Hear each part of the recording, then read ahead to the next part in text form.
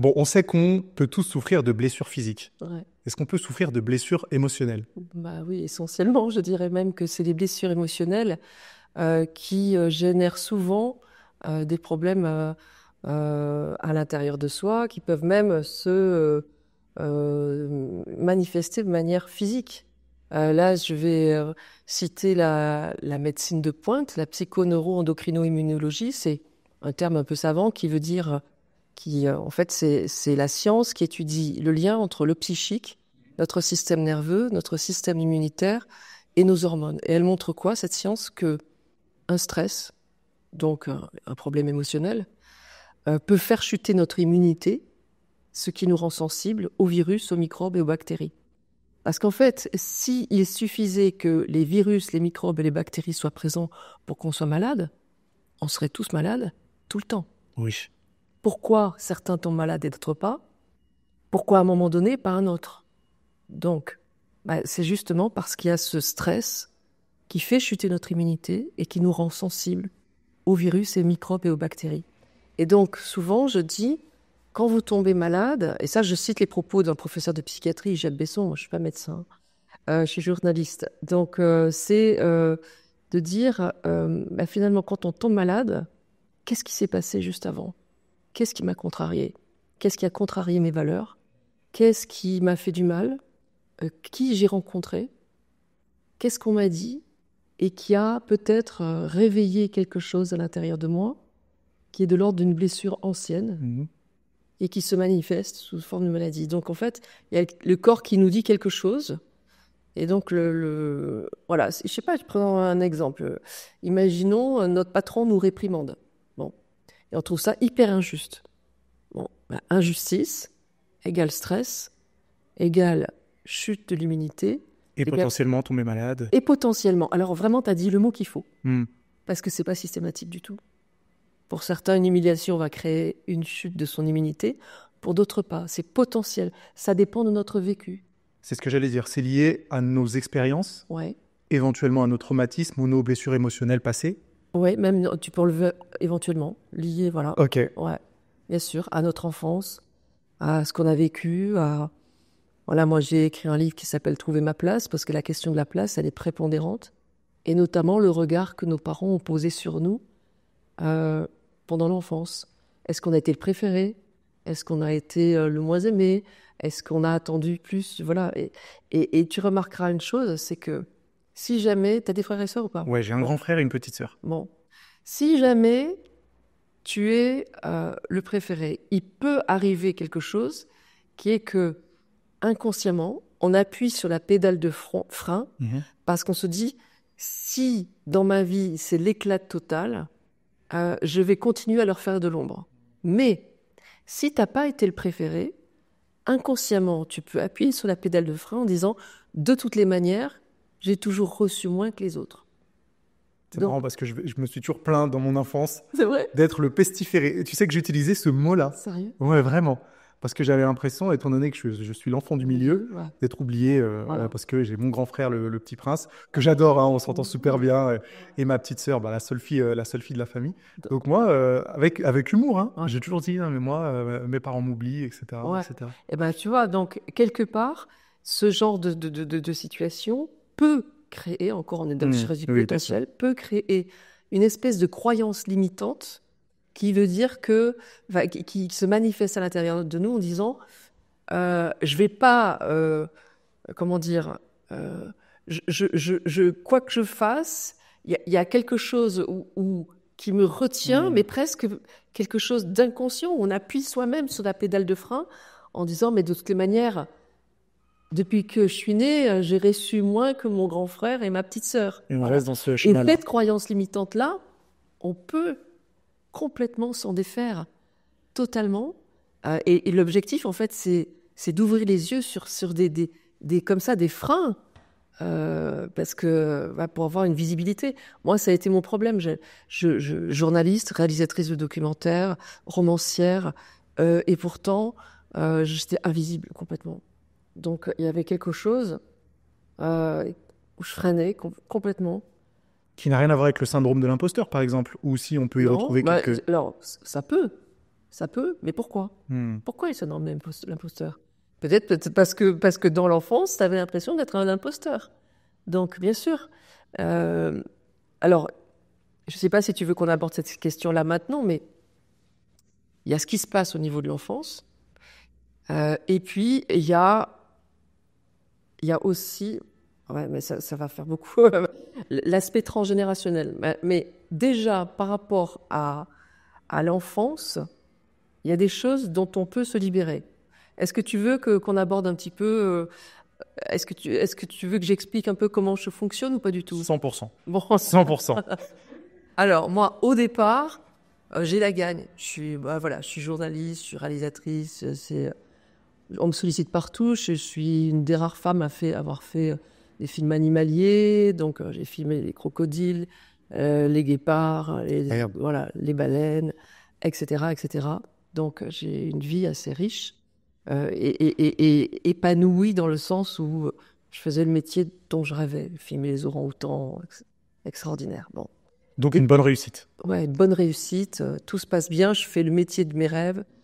J'écris en parallèle dans le magazine, des quotidiens, des mensuels. Je suis environnementaliste, je lis beaucoup. Donc, je fais vraiment le métier de mes rêves. Et puis, à un moment donné de ma vie, ça va durer 4 ans, il y a tout qui va s'écrouler petit à petit. C'est-à-dire que je propose des manuscrits, ils me sont refusés. Je publie chez Albin Michel. Je propose des films qui me sont refusés. Je me retrouve au chômage, j'ai plus d'argent. Ça, décalé en 4 ans, je perds ma petite sœur qui décède et ma meilleure amie. Et ensuite, j'ai mon corps qui lâche, double hernie discale. Il n'y a plus une position où je tiens, en fait. Ouais, j'ai hyper mal partout. Et du coup, je vais voir un médecin parce que ça, c'est pas une option. On va voir un médecin quand on a un problème. J'ai toujours mal. Et comme pour M6, j'avais interviewé des chamans, et aussi pour le magazine Géo, tu sais.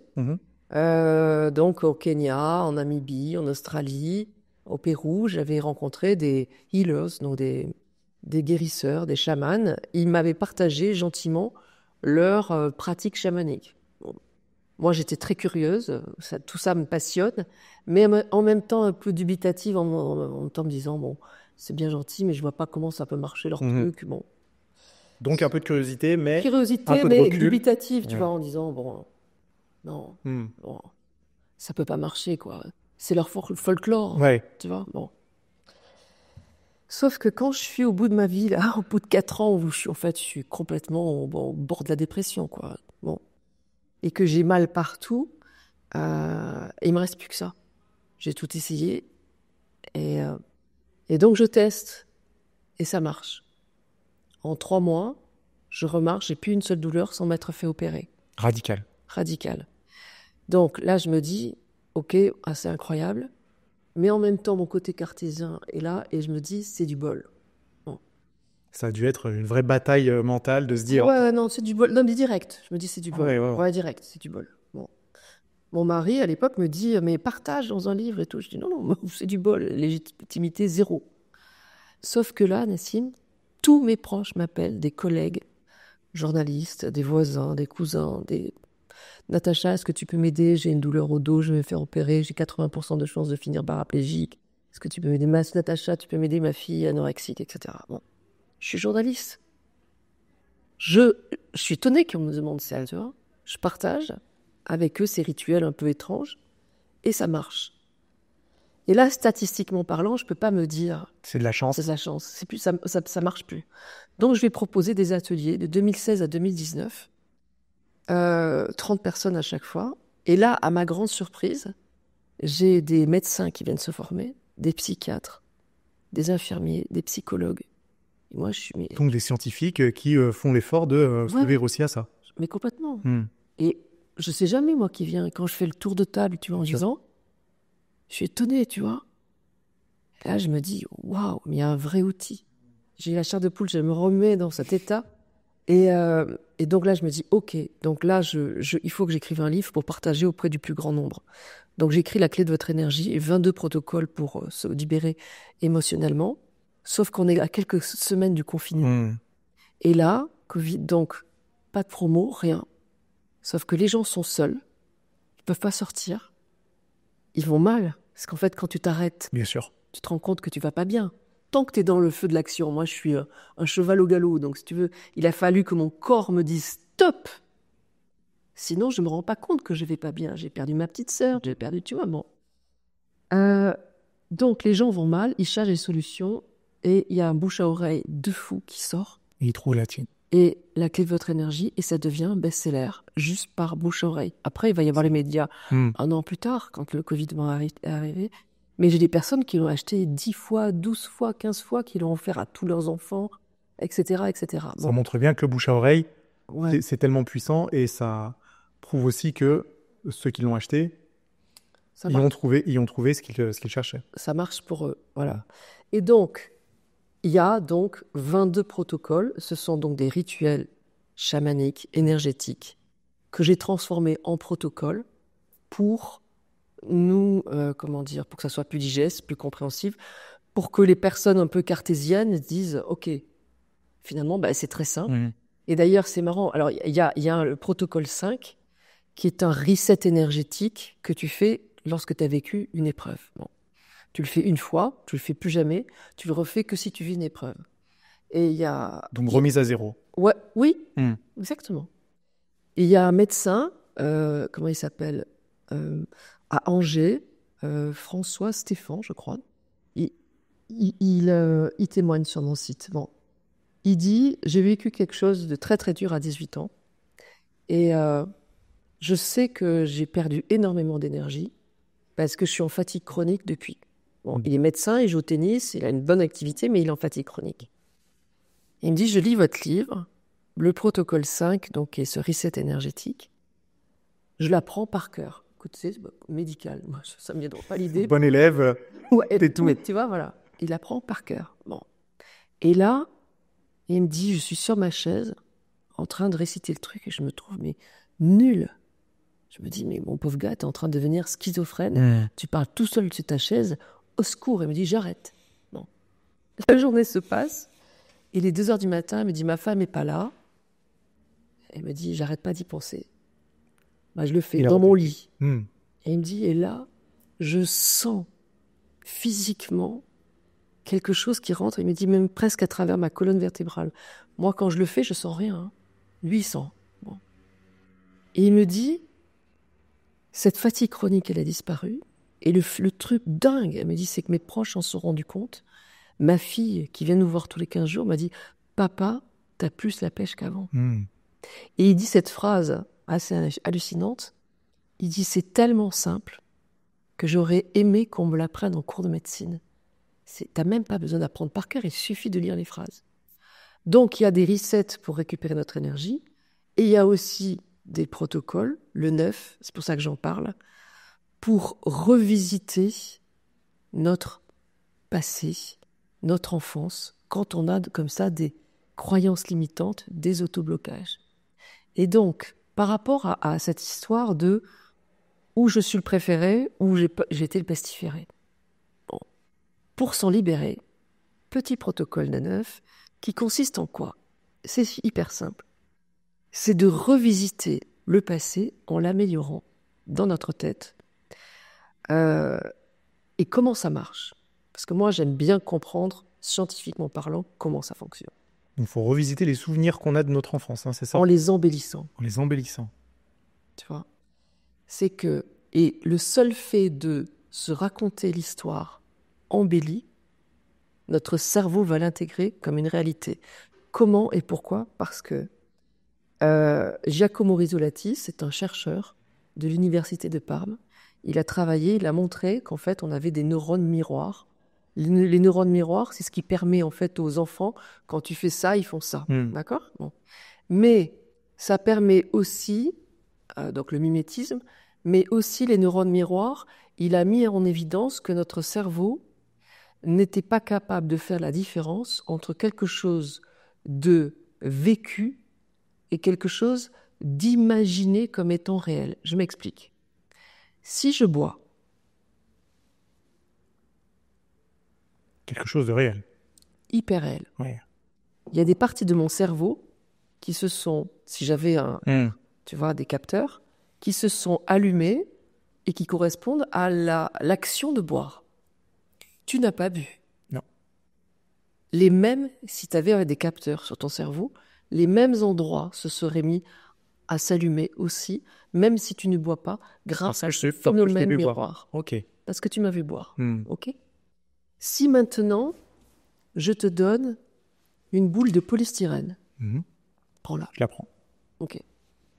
Elle est quoi, la taille d'une balle de ping-pong, un peu plus petite? Ok, balle de ping-pong. Une balle de ping-pong, ok. Tu la prends et tu ouvres la bouche et tu la mets entre tes dents et tu serres fort les dents dessus. Est-ce que tu as envie de serrer les dents sous la balle de polystyrène? Pas trop. Pas du tout. Hein? Bon. Est-ce que la balle de polystyrène, elle est entre les dents? Oui. Alors, tu vois, c'est génial. Tu viens de dire oui. Ça veut dire que tu as des neurones miroirs au top. Parce qu'elle n'y est pas. Et pourtant, je peux l'imaginer et la sentir. Mais toi, tu dis oui, elle y est. Or, elle n'y est pas. Elle n'y est pas. Bon, c'est sûr. Elle n'y est pas.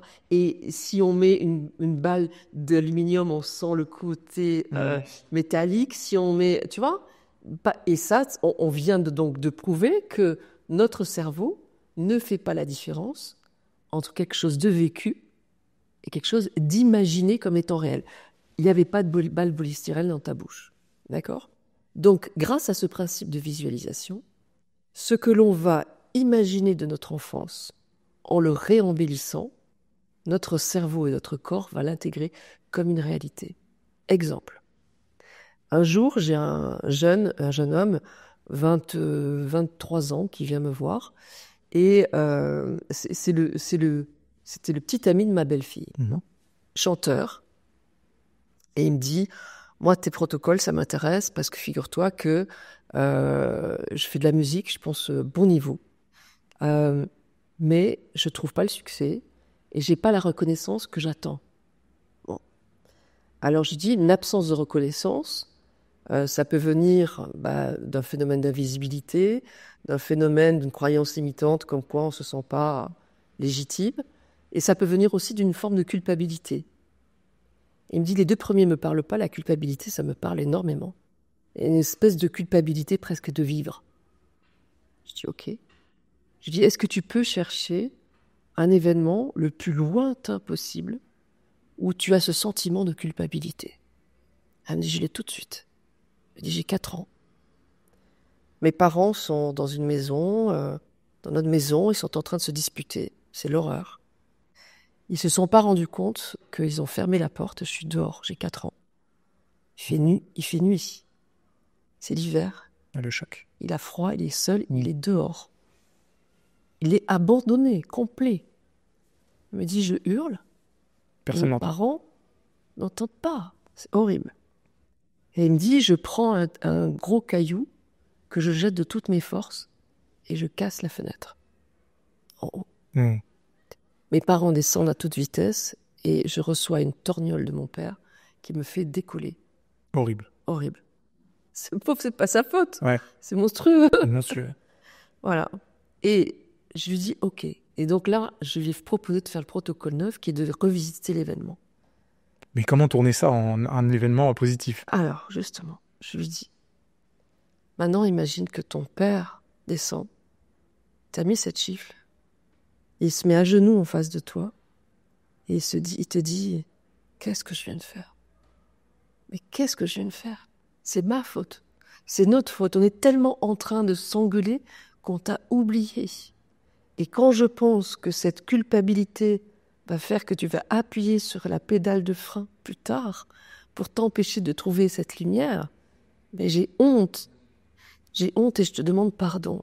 Et ce jeune homme me dit, mais mon père n'est pas capable de me demander pardon. Je dis, on fait ce qu'on veut. Je dis, tu vois même les yeux briller parce qu'il a de l'émotion. Et il dit, mais pardon, tellement pardon. Et il me dit, je lui dis, et ta mère vient et elle te pose la main comme ça sur l'épaule, elle te dit, on est nuls, excuse-nous, on t'aime tellement fort. Et je lui dis, tu regardes ton père qui regarde la vitre et qui dit, tu vois cette vitre cassée, cette fenêtre, Elle était sale parce qu'elle était trop haute et qu'on ne pouvait pas la nettoyer. Grâce à toi, on va la changer. Le soleil va pouvoir rentrer. Et ce soleil qui va rentrer dans la pièce, ce seront les spots qui vont t'éclairer sur la scène. Magnifique. 3 mois plus tard, il a été pris dans un radio-crochet organisé par France 2. Il a fini finaliste. Il n'a pas été vainqueur, mais il a fini finaliste. Il est parti en tournée partout. Il tourne partout. Je ne veux pas dire que c'est le protocole, mais ça a pu jouer. C'est incroyable. Voilà. Simplement, il s'est ôté d'un poids, revisité, etc. Et par exemple, dans ton cas, ou toutes les personnes qui sont dans cette position un peu difficile du deuxième dans la fratrie, eh bien, peut-être qu'on pourrait imaginer, toi aujourd'hui, tu as quel âge ? 37. 37. Qui se retrouve à un endroit où Nassim, de l'âge où tu décides, où tu as vraiment vécu un truc un peu compliqué entre... voilà. Et le grand Nassim d'aujourd'hui, puisque le protocole 9, c'est le grand Nassim qui vient voir le petit Nassim, mais aussi qui peut lui dire des choses et qui pourrait lui dire au petit Nassim, en le prenant entre ses bras, en lui disant, tu sais, cette place de deuxième, c'est moi qui l'ai choisie. C'est puissant, ça. Voilà. C'est moi qui l'ai choisie parce que quand c'est trop facile, j'aime pas. Et si ça avait été trop facile, je serais pas là aujourd'hui. Et aujourd'hui, à 37 ans, ce que je fais, je le fais parce que j'étais deuxième. Donc t'inquiète pas, petit Nassim, t'es à la bonne place. Et il y a son cœur qui grandit, parce qu'il dit, ouais, je suis à la bonne place. Tu vois ? Et donc, le simple fait de revisiter finalement l'événement, on va l'intégrer autrement. Je sais même quel autre événement je pourrais revisiter. C'est vrai ? Dis ça en fait, je te le partage Ouais. avec beaucoup de transparence. C'est parce que quand j'étais petit, on oubliait souvent mon anniversaire. Mes parents l'oubliaient parce que je suis né le 26 décembre et donc c'est pas la meilleure date. Ouais. Du coup, j'avais toujours cette impression que tout le monde m'oubliait. Et c'était un peu vrai parce que j'avais pas de cadeau d'anniversaire, parce que c'était un petit peu trop proche de Noël. Donc je le disais vraiment avec humour, mais je pense qu'il y avait une petite part de moi qui souffrait un petit peu de me dire « Oh, mais attends, j'ai bien vu mon frère qui a eu son cadeau, ma sœur, elle a eu le sien, et moi, qu'est-ce qui se passe ? J'ai pas mon petit jour où c'est mon jour à moi, où je suis spécial, où on s'occupe de moi, etc. » Qu'est-ce que le grand Nassim pourrait dire au petit Nassim pour le rassurer en lui disant que... est-ce que tu as une idée déjà ? Non. Non ? Alors peut-être le plus grand Nassim, il pourrait dire au petit Nassim, tu as manqué de jours spéciaux parce que tous les autres jours maintenant de ta vie seront spéciaux. Parce que tu es quelqu'un de spécial et que finalement, le cadeau mal emballé de cette épreuve, parce que c'est un cadeau mal emballé au départ, mais il se cache dans le fait que cette lumière qui a manqué sur toi à ce moment-là, eh bien, il y a une chose qui est évidente, c'est que tu ne ferais pas un podcast si tu avais été oublié. C'est que cette lumière, tu en as besoin aujourd'hui pour compenser. Donc merci les parents qui ont oublié, parce que finalement, autrement, tu ne serais pas en train de faire ce podcast qui fonctionne, qui marche. Bravo. Merci, c'est vrai que littéralement, je ne serais pas sous la lumière, ouais. Mais oui, bien sûr. Et là, aujourd'hui, tu as choisi un mode de communication qui te met en lumière. Et c'est génial. Parce que tout prend son sens. C'est à venir. Et c'est un mode de communication extraordinaire. Et on voit bien que tu as ta place, puisque ça fonctionne. Donc, il n'y a que du meilleur à venir maintenant. J'aime beaucoup. J'aime beaucoup. Alors, tu vois, donc ça, c'est le protocole 9 qui permet de finalement réembellir les choses. Quand on ne trouve pas sur soi-même, on peut aller voir un thérapeute pour dire aidez-moi à faire ce protocole, par exemple. J'ai énormément de thérapeutes qui s'approprient les protocoles et qui les font, notamment des médecins. Bon.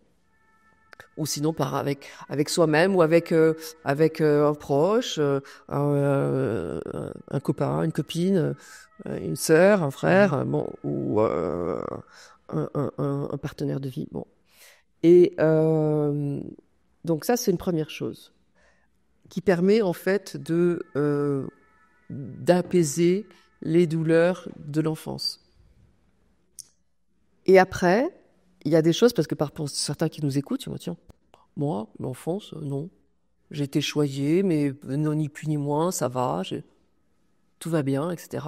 Mais bizarrement, je ne reçois pas la reconnaissance que j'aimerais, etc., etc. Et... C'est intéressant, désolé de te couper, parce que ceux qui ont l'habitude de m'entendre en podcast savent très bien que je décris mon enfance comme une enfance tranquille, où j'ai pas vécu de traumatisme, etc. Ah, tu vois. Et pourtant, aujourd'hui, je te partage quelque chose qui, pour moi, ne constitue pas un traumatisme, mais c'est quand même mais voilà. une partie de ma vie qui est intéressante et qui se reflète maintenant. Mais est-ce que tu sens pas déjà à l'intérieur de toi qu'il y a une forme de joie qui fait que tout d'un coup, tu dis « Ah, mais je ne regarderai plus ces événements de la même manière. » Complètement. Est-ce qu'il n'y a pas quelque chose de cet ordre-là qui va infuser en toi?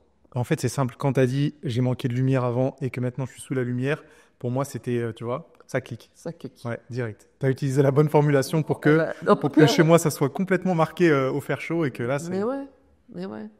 Et donc, merci quelque part, mes parents. Avec leurs errements, ils ont fait ce qu'ils ont pu. Avec, voilà, leurs moyens, ils ont fait ce qu'ils ont pu. Bien sûr. Voilà. Et donc, si jamais le passé n'est pas, l'enfance n'est pas un problème, on va dire, en soi, même si en général, bon, il y a toujours quelque chose quand même. Hein, bon. Eh bien, à partir du moment où on dit je ne comprends pas, je fais tout ce qu'il faut pour rencontrer l'amour, trouver du travail, changer d'activité, avoir de la reconnaissance, sortir de l'invisibilité, mais je n'y arrive pas. Bon, si tu restes chez toi à chiller, à rien foutre, voilà. Bon, tout va bien. Mais si tu te dis je comprends pas, je fais tout le taf et ça ne marche pas, d'après mon expérience, dans 99% des cas, ça vient aussi de l'aspect transgénérationnel. Alors, l'aspect transgénérationnel, on en a beaucoup entendu parler. C'est quelque chose qui a plus de 100 ans, puisque ça a été mis en évidence par Freud au départ, qui parle de loyauté familiale, c'est-à-dire ces épreuves vécues par notre famille avant nous, parfois même avant qu'on naisse, et qui peuvent impacter notre vie. Ensuite, Jung a repris le travail, et ensuite Anne Ancelin-Schutzenberger, donc c'est une psychologue de renommée internationale, française. Elle a écrit un livre à succès, un peu compliqué, qui s'appelle Aïe mes aïeux, mais qui est un best-seller. Et elle commence son travail de psychologue. Donc elle a fait 20 ans d'études cliniques. Elle est au chevet d'une femme qui est atteinte d'un cancer, qui a 35 ans. Elle a 3 mois à vivre. Ah ouais. Au-dessus de cette tête, il y a le portrait d'une femme de 35 ans. C'est sa mère qui est morte du même cancer. Et Anne Ancelin-Schutzenberger, elle a cette intuition hallucinante de lui dire « C'est l'épreuve de votre mère, vous êtes différente ». Et cette simple phrase fait que cette prise de conscience pour cette femme va vivre, elle ne meurt pas au bout de 3 mois. Et c'est ce qui va motiver, en fait, cette psychologue à dire et même à rabâcher une phrase devenue célèbre. Il suffit parfois de prendre conscience de nos loyautés familiales, ces héritages émotionnels, pour s'en libérer complètement. Parfois, ça ne suffit pas. On va voir un thérapeute. Ou parfois, moi, je propose des protocoles. Donc, dans celui-là, c'est le protocole 6+, dans la clé de votre énergie, dont trouver ma place aussi, ce protocole 6+. Donc, qui permet à la fois de récupérer notre énergie, mais en même temps, de se libérer des fardeaux, des épreuves vécues par notre famille avant nous. Pour les personnes qui ont un problème d'invisibilité, de reconnaissance, par exemple. Et ben l'important, c'est de chercher dans la famille qui a vécu l'invisibilité dans sa vie. Alors, est-ce qu'il s'agit, par exemple, un grand-père qui a fait la guerre? Être invisible, c'est vivre. Donc l'invisibilité, elle a une fonction vitale. Et nous, à l'intérieur, on se dit, mais purée, je sais pas. Non. Imaginons qu'on ait une grande-tante qui a été harcelée ou qui a eu un inceste, un truc, tu vois. Bon. Être invisible, ça vend la paix. Une mère sous l'autorité d'un mari, être invisible, c'est souffler. Un père, là je vais prendre les clichés, mais bon, c'est pas grave. Un père qui travaille à fond et qui, quand il rentre chez lui, être invisible, c'est avoir la paix avec les enfants. Différents niveaux. Mais toujours cette invisibilité.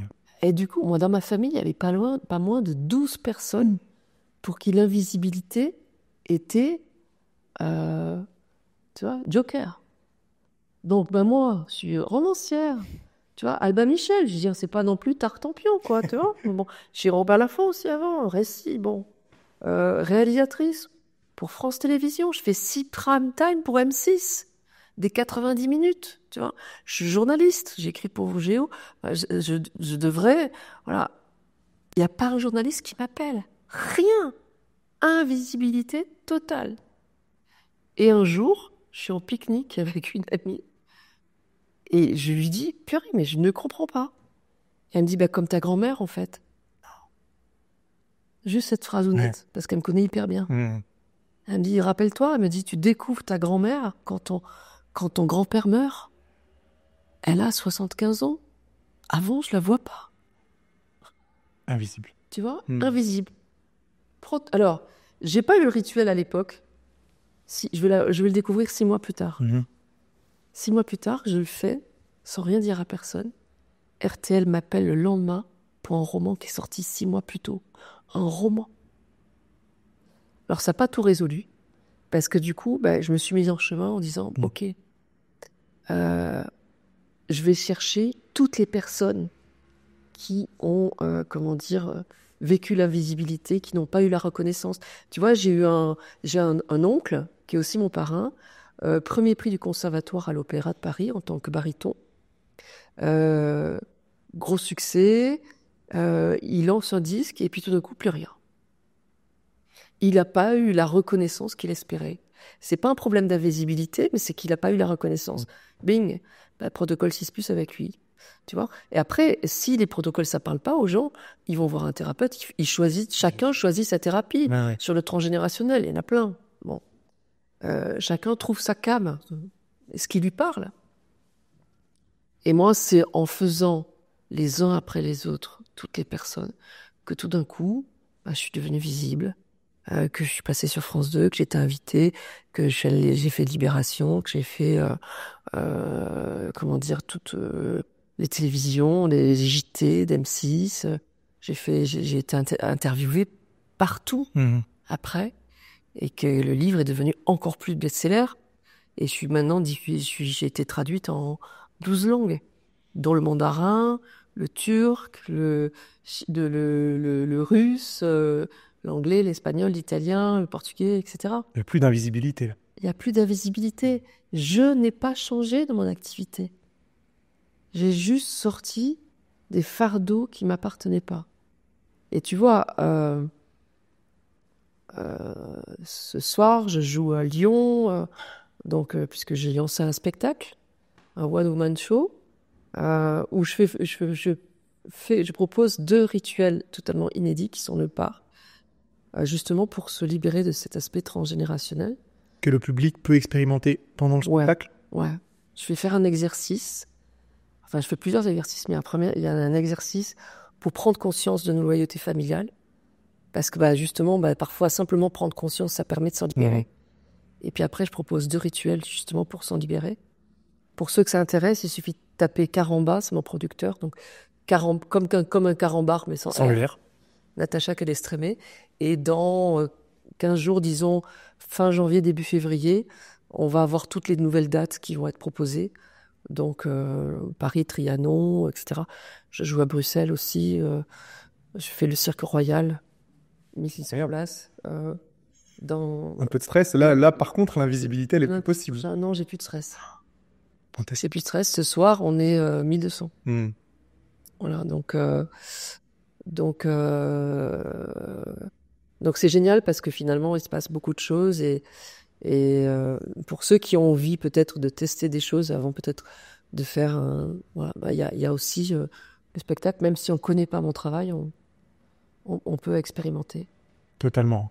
Et comment on peut faire pour identifier ces troubles transgénérationnels si sa famille ne s'ouvre pas beaucoup avec nous-mêmes et qu'on a un peu de difficulté à identifier tout ça parce que peut-être que son grand-père nous est inconnu, que son père ou sa mère a des difficultés à s'exprimer. Ça peut être compliqué de naviguer un petit peu à l'aveugle parce qu'on ne sait pas par où s'y prendre. Déjà, ce qui est super important, c'est de se dire que c'est pas parce que notre grand-père, notre mère ou notre père a vécu quelque chose, ça va nous arriver. Jamais. Moi, j'ai une personne qui me dit, ouais, depuis que j'ai accouché, j'ai des peurs incroyables. J'ai peur que ce que j'ai vécu arrive à mon enfant. Je dis, mais ça ne fonctionne pas dans ce sens. Déjà, et c'est là où ta question est super intéressante, on part de soi. Toujours. Qu'est-ce que j'ai envie d'améliorer dans ma vie ? Sur le plan financier, sur le plan amoureux, sur le plan de travail, sur le plan de la reconnaissance, voilà, l'amour, etc. Qu'est-ce que j'ai envie d'upgrader ? On part de soi. On se dit pas, oh là là, il est arrivé un truc à mon père, donc si ça se trouve, il y a 3 générations avant moi, il s'est tu passé vois, ça. au secours, machin. Jamais. Ok. Jamais. Parce que d'abord, ça peut sauter 1, 2, 3, 5 générations et ne absolument pas nous arriver. Et toi qui as un frère et une sœur, tu sais très bien que ton frère et ta sœur ont des casseroles que t'as pas. Absolument. Et inversement. Ouais. D'accord ? Ouais. Donc on n'est pas logé à la même enseigne et on va pas hériter des mêmes fardeaux que les autres. Déjà. Donc déjà, on se ôte de l'esprit que s'il est arrivé des choses avant, ça peut nous arriver. Jamais de la vie. On part de soi. Et ensuite, on va remonter en disant, bon, bah, sur le plan, je sais pas, on prend quoi ? Amour, travail, on prend quoi ? On prend finance, on prend quoi ? Dans quel domaine tu veux ? Prenons un exemple. Disons travail. Travail. Bon, ok. Donc, imaginons, travail, je veux me lancer dans une activité où je me suis lancé dans une activité qui décolle pas, par exemple. Ça arrive à beaucoup de gens. Bon. Ok.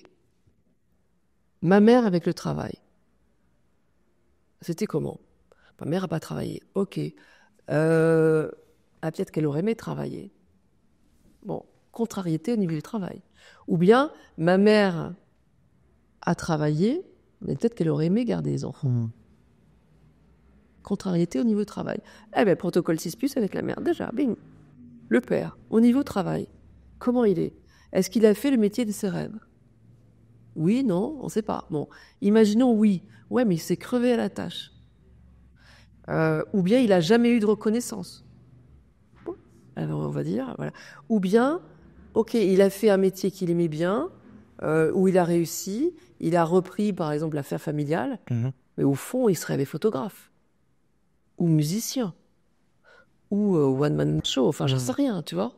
Donc, eh ben, ça va être important d'aller voir notre père et notre mère aussi en posant des questions, en disant il y a une technique, parce que moi j'écris des polars, donc les flics m'ont expliqué, parce que je suis allée voir la PJ, il y a une technique pour faire parler les gens, c'est de se confier soi. On commence par soi, et du coup, donc on trouve, et idéalement, dans une voiture. Dans une voiture ? Eh ouais. Ah ouais ? Parce qu'on ne se regarde pas. Et du coup, on a l'impression d'être invulnérable. A l'horizon devant soi, et il y a moins de barrages. Tu regarderas les confidences qu'on se fait dans une bagnole. Un truc de fou. C'est fou, j'avais jamais pensé. Voilà. Dans une voiture, ou bien, tu vois, dans un salon comme ça, mais légèrement décalé pour pas trop se voir, tu vois. Ou bien tu tripatouilles tes lunettes, tu vois, un truc, ou une revue, quelque chose, tu vois, tu regardes pas la personne. Et tu dis, Ouais, moi, en ce moment, j'ai l'impression que je fais tout ce que je peux. Puis mais c'est compliqué sur le front du boulot. Il y a des fois, je me dis, mais c'est fou, ça a dû arriver à plein de gens de la famille. Toi, ça t'est arrivé, tu vois. Bon. Et bah oui, bah moi, ouais, bah oui, moi, c'était compliqué. Bah, tu sais, j'ai raté tel diplôme, je voulais absolument être tel truc. Et on l'a su, mais on l'a oublié, tu vois. Et donc, il redit les choses, voilà. Pour des choses très difficiles, par exemple, comme avortement, comment ça on appelle, fausse couche, choses comme ça, ou des viols. Compliqué d'aborder la question. J'en parle parce que ça peut avoir un impact aussi sur le travail. Je vais prendre l'exemple pour l'expliquer. J'ai plein de personnes qui me disent, moi je comprends pas, j'avais tout au niveau de mon boulot, mais vraiment success story, et d'un coup, bing, plus rien. J'ai commencé, et une fois, un homme qui me dit, presque tous les 2 ans, mon activité capote. Première fois, ils refont des travaux dans la rue, c'est bloqué. À presque 2 ans, bing, je perds mon activité. Je relance une autre activité, la façade entière est refaite. Je suis caché, ça capote au bout de 15 mois.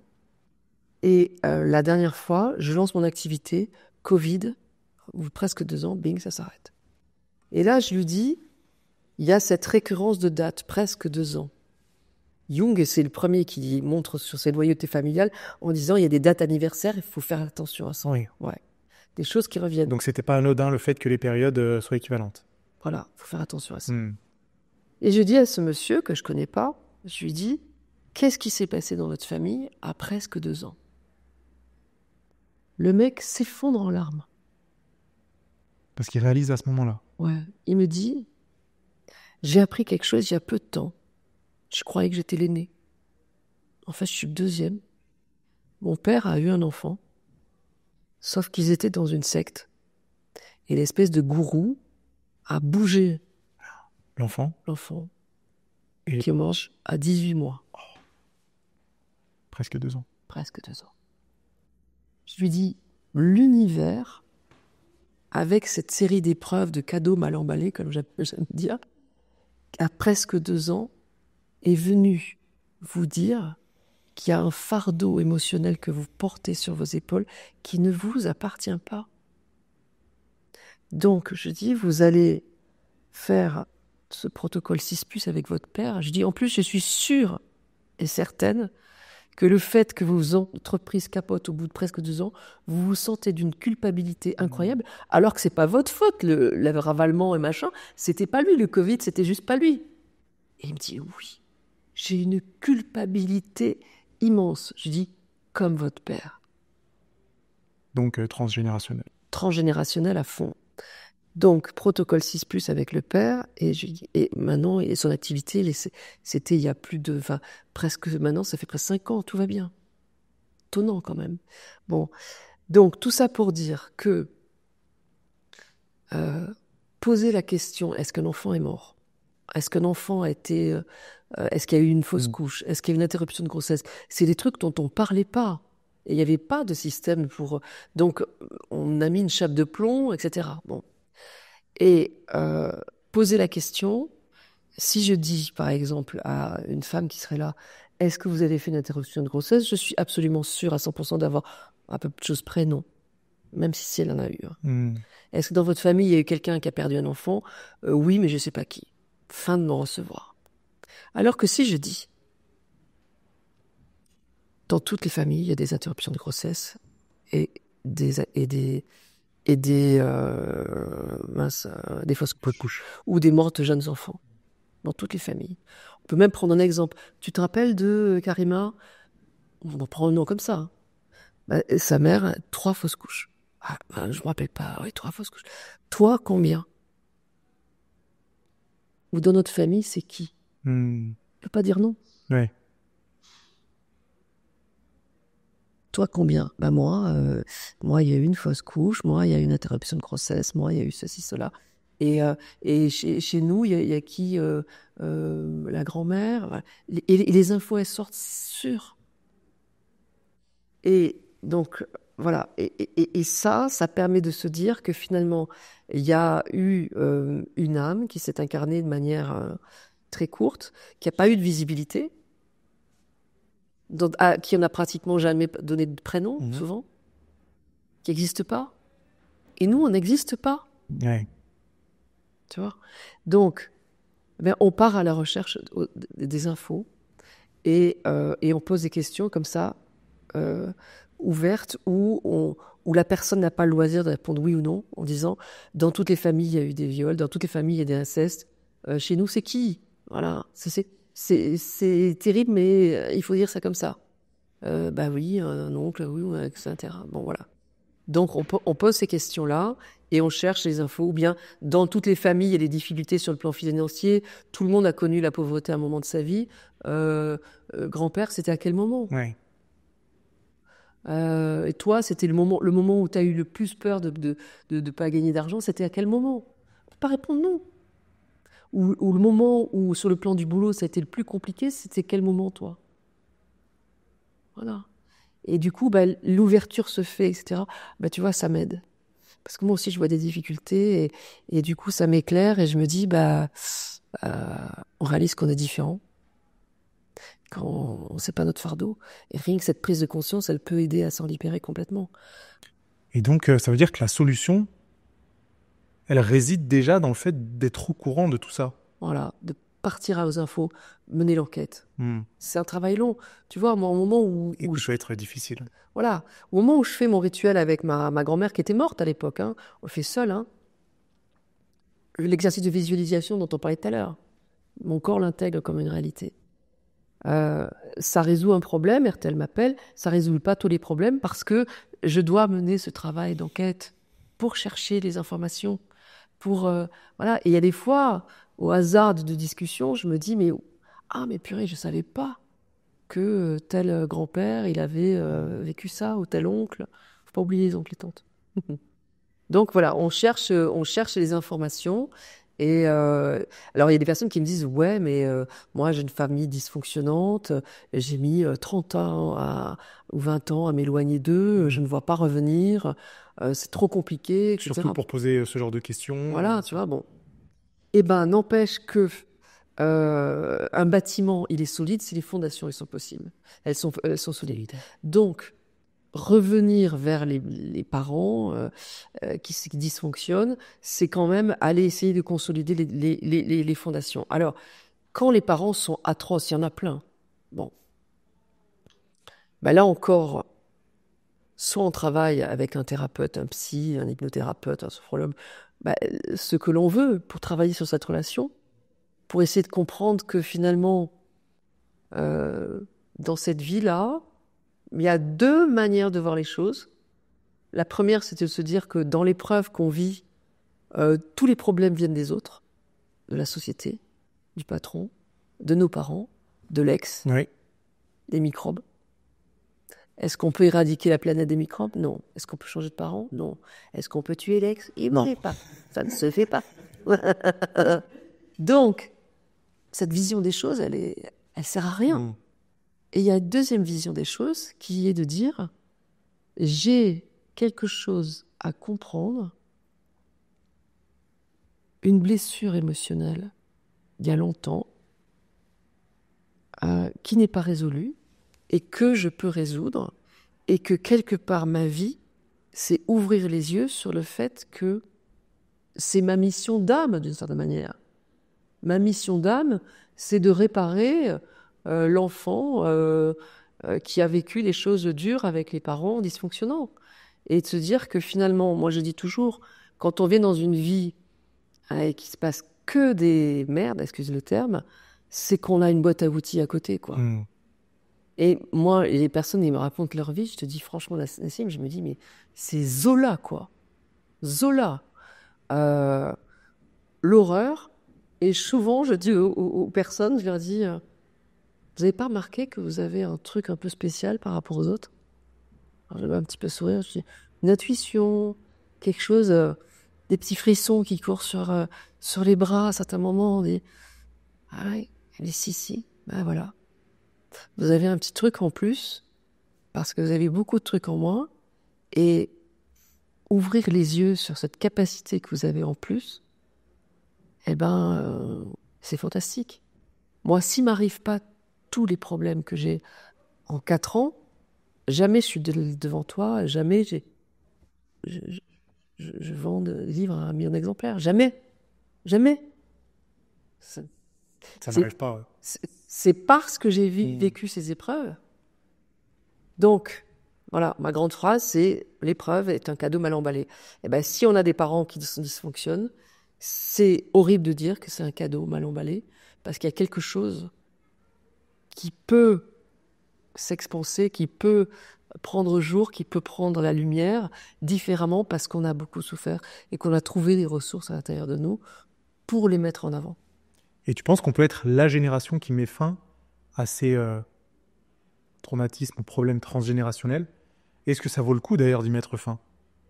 Dans le sens où, est-ce que ça vaut le coup de se débarrasser de tout, de soigner toutes ces blessures pour que les générations suivantes n'aient pas à y être confrontées? Alors, moi, je te partage ma vision des choses qui n'est pas une vérité. Bien sûr, oui. C'est ma vision des choses. Mais on veut ton avis. Chacun fait ce qu'il veut avec ses propres idées, ses propres croyances. C'est que quand je proposais des ateliers là, où les médecins, les psys venaient, tout ça, j'avais des personnes qui me disaient « Oh, c'est génial, je vais faire ce cleaning de toutes les... le transgénérationnel, comme ça mes enfants n'en guériront, n'en hériteront pas. Ouais. Voilà, n'en souffriront pas. » Et je leur disais « Rappelez-vous comment on a commencé l'atelier. On a fait un tour, je vous ai demandé votre profession et je vous ai demandé ce dont vous étiez le plus fier. Et 1 personne sur 2 m'a répondu d'en être là aujourd'hui après ce que j'ai vécu. Je dis, vous voudriez donc priver vos enfants d'avoir la fierté d'arriver un jour à en être là, malgré ce qu'ils ont vécu. Non, on a notre chemin, chacun à faire. On a nos casseroles. J'ai envie même de dire, et c'est ma croyance, qu'on est venu chercher dans cette vie. Pour se dépasser, je pense que on est avec notre âme, finalement, vient avec un certain nombre de missions. Guérir de la trahison, guérir de l'injustice, peut-être guérir de l'abandon ou du rejet, une forme d'humiliation. Bon. Et que la vie va se charger de mettre devant notre chemin des personnes et des situations pour nous confronter à ces blessures d'injustice, de rejet, d'humiliation, de trahison, pour nous aider à nous en guérir. Là, je vais reprendre les propos de Jung, qui dit que il appelle ça la conscience cosmique. Bon, moi, c'est un peu compliqué. Je dis l'univers. La conscience cosmique conspire ou bien intervient et met devant nous autant de fois une épreuve pour nous donner une chance de nous en libérer, en fait. Et donc, c'est vrai qu'il y a des fois, on se dit, purée, me sors ça, charme. J'en ai marre, j'achète toujours une bagnole qui tombe en panne. Je tombe toujours sur le même type de nana qui est difficile etc. Ou bien toujours le type de garçon qui est compliqué, ou bien toujours tout dit du boulot qui s'arrête, ou bien un mec qui vient piquer dans la caisse, tu vois, bon. Et c'est donc ça l'épreuve. Et donc l'épreuve, si elle se rejoue, c'est qu'on n'a pas compris qu'il y a une blessure ancienne qui demande à être réparée. Tu vois... moi, j'appelle ça un tsunami émotionnel. Bon, donc, imaginons l'injustice. On vit une injustice vis-à-vis de ses frères et sœurs, qui sont plus regardés. Bon, tac. Tsunami émotionnel. Un tsunami, on sait que dans la mer, après, ça fait des petites vagues. On appelle ça des répliques. Ouais. D'accord ? Ok. La vie, c'est ça. C'est-à-dire que on vit une injustice dans l'amour. Réplique. Puis à 18 ans, on se fait larguer. Injustice, réplique. Et puis, on trouve un boulot, etc. Et puis, on a un appart. Il nous file sous le nez alors qu'on avait tout égaré. Injustice, réplique. Et donc, les répliques, elles sont là tant qu'on n'a pas guéri le tsunami émotionnel. Donc, à partir du moment où on se dit, je vis une épreuve, je fais un petit pas de côté. Qu'est-ce que ça a à dire de moi? Je ferme les yeux presque. Je dis, bon, comment je le vis? Je le vis comme une humiliation ultime. Je le vis comme avec de la colère. Ok, on se penche sur nous, tu vois. Et après, on se dit, ok, elle est là depuis combien de temps, cette colère non exprimée? Elle est là depuis combien de temps, cette injustice? Et donc, on va chercher dans l'enfance ce qu'on disait au début, et après dans le transgénérationnel. Ah, mais ma mère, colère non exprimée. Mais oui, de ouf. Mon père, colère exprimée. Tu vois? Et on va... Et donc, c'est pour ça que c'est un travail qui est long. Mais c'est tellement encourageant quand tu vois les pelures d'oignons qui s'enlèvent les unes après les autres. Tu te dis, purée, mais c'est trop génial. Mais presque, c'est un travail sans fin. Je vais peut-être décourager des personnes. Mais moi, je sais que, voilà, ça m'exempte pas d'épreuves. C'est vrai que la vie est plus douce quand même, plus sereine. Il y a des choses sur lesquelles... Mais il y a des choses que j'ai pas encore guéries, nettoyées. Et quand il se passe quelque chose, bah, je me dis, ok, il y a un truc à comprendre. Et moi, je cherche toujours le cadeau mal emballé, tu vois. C'est une opportunité qui se présente au final. Voilà. Et au départ, le spectacle, il était donc joué à Lyon en novembre. Mmh. Le matin même, grève des techniciens de spectacle. On ne peut pas rentrer, donc on ne peut pas jouer le spectacle. Moi, je panique, parce que je me dis, il y a 1200 personnes qu'on va devoir, tu vas dire, il y en a, ils font 2 heures. Ouais. Ils ont loué un hôtel. Ils ont fait garder les mômes. Tu vois, je veux dire, c'est une organisation. Donc moi, je suis presque au bord de larmes, Nassim. Je dis, je suis désolée. Caramba, mon producteur, me dit, ça fait 35 ans qu'on produit. Une grève non annoncée, ça n'existe pas. Enfin, je veux dire, on n'a pas le droit. Et dit, mais c'est incompréhensible. Et moi, je dis dans le post, tu vois, pour ceux qui me suivent dans les réseaux, sur Insta, je dis, j'ai pas encore compris le cadeau mal emballé, mais il y est. Mais là, franchement, je le vois pas, tu vois, et je suis un peu colère. Et je dis, je sais pas où il est, mais il est quelque part. Bon. Le cadeau, je l'ai compris très vite. C'est que les gens réagissent ultra bien. Ils me disent, mais on a fait une soirée entre copines qu'on n'avait pas fait. On n'avait pas nos mecs. On s'est bourré la gueule à Lyon. C'était juste le kiff total. On s'est retrouvés sans les enfants et tout, c'était top. Enfin, et donc, tout le monde réagit, mais déjà hyper bien, donc je suis rassurée. Ensuite, j'ai eu de la presse partout dans Lyon. Le spectacle de Natacha, qu'elle est streamée, annulé. Il y avait des gens qui ne savaient pas que je jouais. Du coup, il y avait des trucs qui étaient fermés pour ce soir, tu vois, qui a été ouvert. J'ai plus de monde ce soir qu'en novembre. C'est merveilleux. Déjà merveilleux. Et le troisième cadeau mal emballé, c'est que je me suis dit, les mecs, ils ont fait grève. Pourquoi mon spectacle? Parce qu'il était complet. Et je me dis, je baisse dans le game. Ok, je comprends. Et je me dis, yes, ça le fait. Parce que sinon, ils auraient pris un humoriste, mais ils n'étaient pas complets. Et je dis, ok, bah, le cadeau, il est là, il y en a plein. Tu vois? Et là, tout de suite, ça change la donne. Ça change la donne, tu vois. Et on joue le 22 protocole, le 22, enfin, tout est mutuel. Qui salit. Mais j'imagine que le soir même de l'annulation, ça devait être dur. C'était l'horreur. L'horreur. Je me disais, et c'est pour ça que souvent, quand l'épreuve, elle arrive, on la comprend pas et on a le droit d'être en colère. On a le droit, de crier à l'injustice.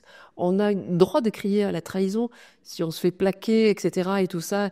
De dire, mais purée, c'est pas cool. Et ça dure du temps et c'est très bien comme ça. Il faut l'accepter, l'émotion. C'est après, avec le temps, en disant, bon, il y a un petit cadeau ou un gros cadeau.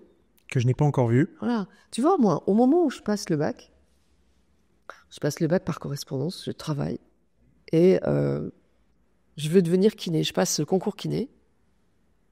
J'ai concours kiné. Cette année-là, j'ai pas le bac. Je me dis, mais non, mais c'est horrible. Donc je repars pour le bac une nouvelle fois. Voilà. Sauf que l'année d'après, c'est l'inverse. J'ai le bac. Non, je veux plus être kiné. Ah ouais. Je veux être journaliste. cadeau mal emballé, c'est très bien de kiné. Mais j'aurais pas fait, tu vois, la carrière dans le journalisme, la réalisation et l'écriture si j'avais eu mon bac cette année-là. Dès le premier coup, ouais.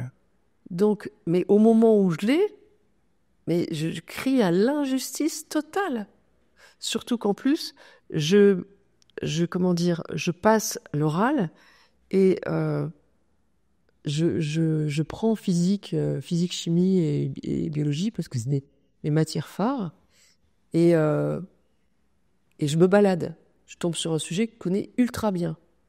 Donc j'en sors en me disant 18. Ça va passer, ouais. J'ai 8. Et c'est tellement incompréhensible, Nassim, que je vais aller voir le proviseur en disant « Donnez-moi les coordonnées de cette prof, je veux comprendre. » Voilà. Bon. Et j'arrive, le mec me le donne parce qu'il connaît mes notes. Il comprend pas. Bon. Et j'arrive et je tombe autour d'une maison avec du barbelé, une folle. Haute sécurité. Une folle. Bon, on pourrait se dire, mais c'est quoi cette histoire? Mais c'est que je ne dois pas, de quelque part, il faut que je devienne, quelque part, ma vie, c'est le journalisme. Tu vois? Donc le cadeau est mal emballé, je tombe sur une folle, je perds un an, mais en fait, je gagne toute ma vie. Parce qu'aujourd'hui, je fais un métier que j'aime. C'est bien ça, je perds un an, mais je gagne toute ma vie. Mais ouais, tu vois? Donc, il y a des fois, on se dit, oh, secours! Ce qui se passe, mais c'est l'horreur, j'ai l'impression de pédaler dans la choucroute, c'est horrible et tout. Non, il y a un petit cadeau, un gros cadeau. Moi, c'était un énorme cadeau, cet échec du bac. Un énorme cadeau. Mais tu crois que ça vaut le coup d'essayer d'avoir le recul nécessaire pour savoir que ce cadeau emballé, ouais. On va pouvoir le déballer quelques années après. Ou on est tous des êtres humains et c'est normal d'avoir ces réactions-là quand on est confronté à l'injustice, le manque de réussite, voilà. etc. Eh ben, c'est normal, mais en fait, si... moi, ce que je dis, c'est que ça vaut la peine de se poser la question, bon, qu'est-ce que j'ai à comprendre? Tu vois? Alors, ça demande un certain effort. Et ce qui me rend très heureuse, c'est de voir que de plus en plus d'hommes s'intéressent à ces questions-là, se posent des questions. J'ai même au spectacle, j'ai même des hommes qui arrivent et me disant « C'est moi qui ai amené ma femme. » Un fierté. Trop bien. Donc, j'adore. Mais c'est un peu ce qu'on disait juste avant que le podcast tourne, hein, que effectivement, on pourrait penser que c'est des considérations qui sont exclusivement féminines, alors que pas du tout, ça concerne les êtres humains, quoi. Ouais, mais carrément. J'ai eu un mec, à un moment donné, sur Insta, un surfeur, la mèche blonde et tout, super, enfin vraiment fun, le gars. Il dit, bon, alors, je sais pas si vous connaissez les transgénérationnels. Je viens de lire un livre, La clé de votre énergie, trouver la place. C'est des protocoles. Il y a des trucs qui se passent. Alors, il parle avec son langage. Il y a des trucs qui se passent pour notre famille, des trucs de ouf. Il faisait une story ou un truc comme ça? Ouais. Non, il a un fil d'actualité, enfin, un fil dans son journal, tu vois. Ouais. Truc de ouf. J'ai lu ce livre, j'ai pris conscience de choses de ma famille, des casseroles incroyables. J'ai fait le protocole. Mais alors, le jour même, il s'est passé quelque chose. Non, mais essayez, c'est... oui, il finit en disant ces protocoles, c'est de la patatos. Bon, je l'ai repris derrière. Et du coup, il y a un nombre d'hommes du coup qui sont venus sur...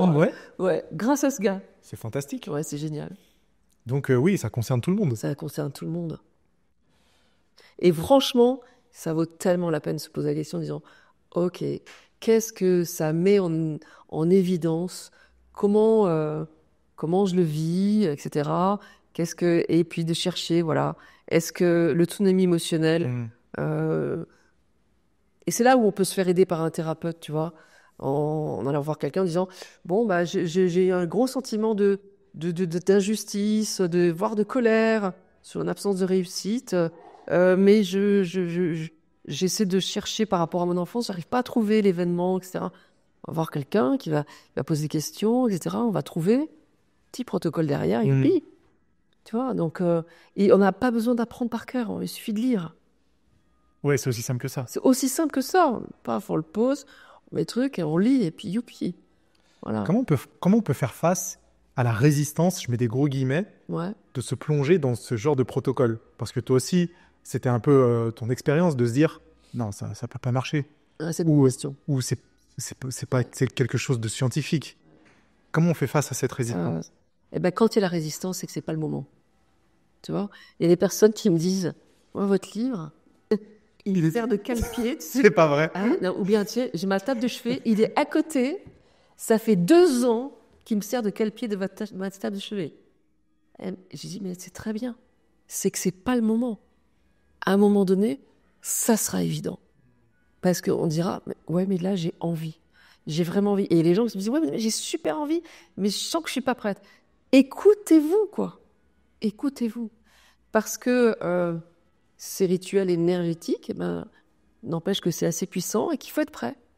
Clairement. Et il y a un moment donné où c'est évident. Donc cette résistance, elle est un peu normale. Elle est normale, il faut l'écouter, il faut l'accepter, et il faut surtout pas se forcer. Tu vois, par exemple, j'ai énormément de personnes qui viennent me voir en groupe, tu vois, un troupeau de filles, un troupeau de cousins, voilà, bon. Et tu as toujours, moi j'ai commencé, ça a changé ma vie, mais moi j'ai sorti de burn-out, c'est un truc de fou, etc., etc. Bon. Et puis il y a un, moi j'ai pas commencé. Et presque, elle se sent coupable. Moi, j'ai un peu exclue du reste du groupe. J'ai vos livres, mais j'ai pas commencé. Je dis, mais vous mettez pas la pression. Arrêtez de vous mettre la pression. Écoutez-vous, c'est pas le bon moment. Et peut-être ça sera dans 10 ans. Et très bien. Tu vois? Et il y a des personnes pour qui, par exemple, tu vois, le burn-out. Bon, c'est un truc qui arrive beaucoup. Oui. Bon. Le burn-out, très souvent, c'est en lien avec la blessure d'injustice. Pourquoi?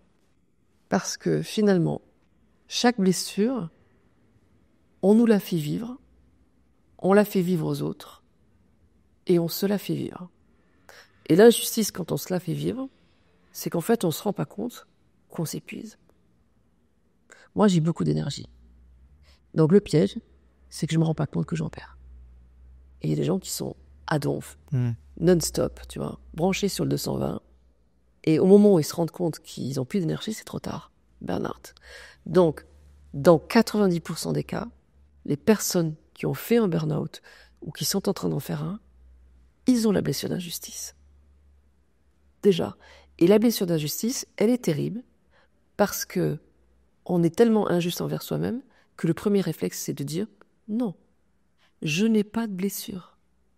J'ai même des personnes, ça devenait presque un truc joke, c'est que quand je faisais le tour avec les ateliers, tout ça, et je leur dis, on faisait des exercices pour trouver les blessures, et les personnes disent, moi, j'en ai pas. Et c'était pas un problème d'ego, c'est qu'ils sont tellement injustes envers eux-mêmes qu'ils voient pas. Alors je dis, d'emblée, vous avez la blessure d'injustice. Alors tu vois les gens, je lève la tête, on dit, je crois pas. Enfin, si maintenant vous le dites, oui, si. Ah oui, si. Si, oui, c'est vrai, non, là. Oui, ouais, non, oui, là, d'accord, ouais, non, oui, bon, voilà. Mais t'as une résistance, voilà. Donc, déjà, blessure d'injustice. Et cette blessure, elle est dure parce qu'on est injuste envers soi-même et que le premier réflexe, c'est de dire, non, je n'ai pas de blessure et certainement pas la blessure d'injustice. Voilà. Donc, déjà, faut l'accepter. Et puis après, chercher, sur le plan familial, qui a vécu de l'injustice, qui n'a pas reçu autant qu'un frère et une sœur, un héritage en moins, tu vois, une société qui a coulé quelque chose. Et là, on va, sur le plan transgénérationnel, se libérer de l'injustice. Et là, tout d'un coup, tu vois des choses qui se... Ouais, des ouvertures, des solutions qui arrivent. Et je trouve ça même rassurant de se dire que la résistance est normale et que chaque chose en son temps, lorsque ce sera le moment, on pourra y plonger de manière plus sérieuse et essayer de trouver les réponses qu'on cherche. Ouais. Tu vois, j'ai quelqu'un qui...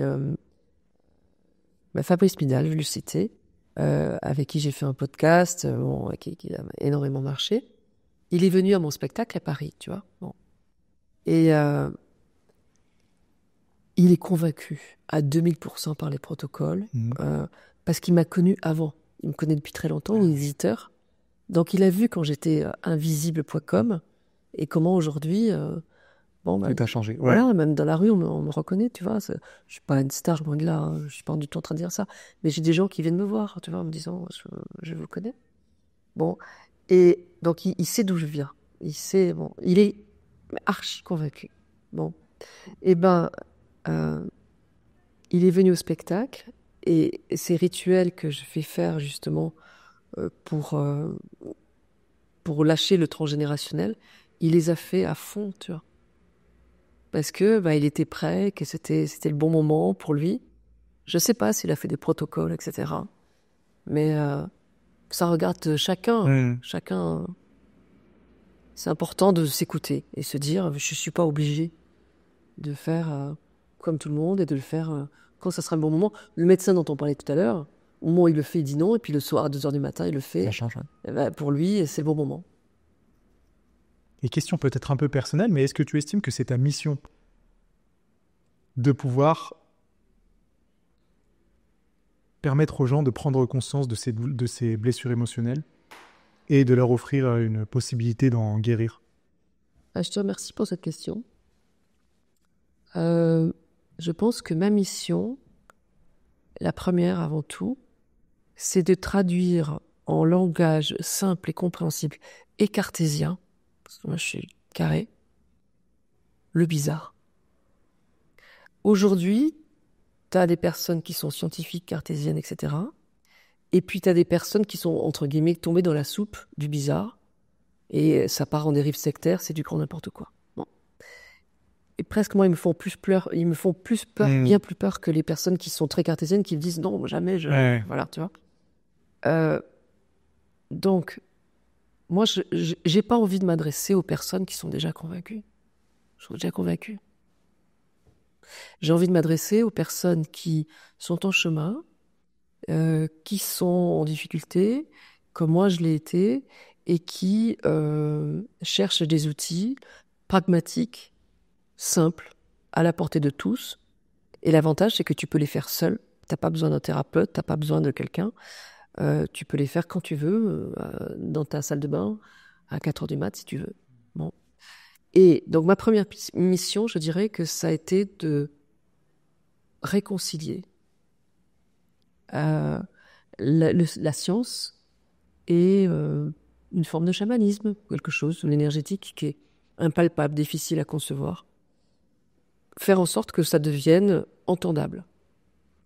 Ma deuxième mission, c'est effectivement d'aider. Moi, je dis souvent, j'ai dû être Saint-Bernard dans une seule vie. Les bouteilles de rhum, tu sais. Alors, j'adore le rhum, donc tout ça s'explique. Mais, comment dirais-je, tu vois, il y a plein d'écrivains qui écrivent parce qu'ils ont envie d'aller mieux. Jamais je fais un truc pareil. C'est pas ta thérapie. Non, voilà. C'est très bien résumé. Tu as un grand pouvoir de resynthétiser les choses. Je te remercie pour ça. Parfait. C'est le talent d'un grand intervieweur. C'est que, en fait, moi, c'est quand j'ai trouvé l'outil qui me permet d'aller mieux et quand je suis convaincue que c'est un vrai outil, que je le partage. Sinon, no way. Sinon, non. Ça n'a pas de sens. Tu vois, je rêve d'écrire une fiction, écrire une histoire pour une histoire. Non. Mon prochain roman, c'est autour de la peur, parce que je veux aider les gens à avoir moins peur. Voilà. Je veux donner des clés. Je suis un bon Saint-Bernard, avec sa bouteille de rhum. Et moi, ma bouteille de rhum, c'est l'écriture. Voilà. Donc, je pense que tu as donné une clé déjà très importante avec la clé de votre énergie. Ouais. Donc, je pense que la mission est accomplie. Ah, mais oui, mais toutes les formes, tu vois, toutes les formes sont importantes. Et le spectacle, pour moi, c'était un vrai challenge. J'en ai donné plus de 300 conférences. Donc, si tu veux, les conférences, t'es habitué. Spectacle, c'est autre chose. Mais ça a été, j'ai pas pris de vacances cet été. J'ai écrit 14 pages. Je les ai apprises par cœur. Et puis après, j'ai un coach en mise en scène qui m'a appris plein de choses que je ne savais pas. C'était l'objectif, apprendre. Et c'était tellement un saut dans le vide, tellement le gouffre dont tu parlais tout à l'heure au début, J'étais là devant en disant waouh. Et ça fait. Mais moi, ça, je sais pas faire. Poser la voix, m'exprimer. On me disait, là, t'es à 20%. Je dis, quoi, je suis à 20%? Non, mais là, moi j'ai l'impression d'être à 80%.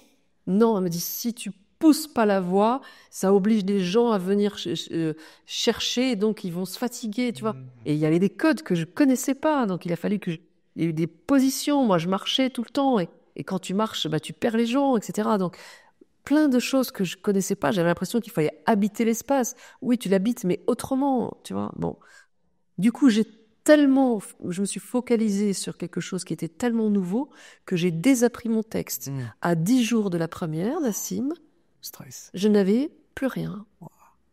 Donc là, l'horreur, ma sœur jumelle, que j'adore, voit un documentaire sur Usain Bolt. Et le coach dit des choses. Et c'est le jour de mon anniversaire, tu vois, le 15 septembre. Et je suis juste liquide, quoi. Et elle me dit, qu'est-ce que tu fais? Je dis, bah, je vais aller pleurer ou me péter suicider. Enfin, je veux dire, il y a un truc, mais en tout cas, je suis au bout de ma life, au secours. Et donc, je rentre chez moi et elle débarque 2 heures après avoir vu le documentaire. Et elle me dit ce que le coach a dit à Usain Bolt quand il doutait. Tu te rappelles? Ouais, mais j'ai pas trop envie de... Ok, bah, partage pas si t'as pas envie. Si, mais si tu veux, c'est bon. Je voudrais pas faire preuve d'absence d'humilité, messieurs. Elle me dit, tu as ta place. Tu es venu, voilà. Enfin bon, des choses comme ça où elle me dit, c'est ta mission. Tu vas faire du bien aux gens. Tu as toujours fait du bien, etc. Elle me reconnecte en fait à ma mission. Et elle s'en va et tout revient. Voilà. Donc, mais avant la première, je suis tellement en stress que je me dis, mais pourquoi je m'impose Pourquoi je fais ça? Ouais. Cette difficulté? Pourquoi je suis méchante comme ça avec moi? Pourquoi je suis pas cool? Mais j'étais cool avec les conférences et tout. J'étais peinard avec quelque chose que je savais faire. Mais au secours et tout. Et donc, la première, j'ai 2 trous. J'oublie et tout. Bon. Et en fait, je dis aux gens, c'est la première, j'ai mes fiches, donc je regarde et tout. Les gens le prennent super bien. C'est un chouette moment, en fait, dans ma vie. Et bon, et maintenant, tout roule. Et je suis contente de le faire, et c'est génial, et c'est super. Et c'était le plaisir, voilà, de toucher d'autres personnes, et de me réinventer, d'apprendre quelque chose. Et donc, next step, c'est à travers la fiction, toujours essayer de faire du bien, mais par d'autres moyens de communication. Et quand j'aurai fait la fiction, peut-être je ferai autre chose, il y a peut-être des choses à inventer, je sais pas. Il y a plein de projets, hein. Ouais. Ça veut dire que pour ce soir, plus de stress. Ouais.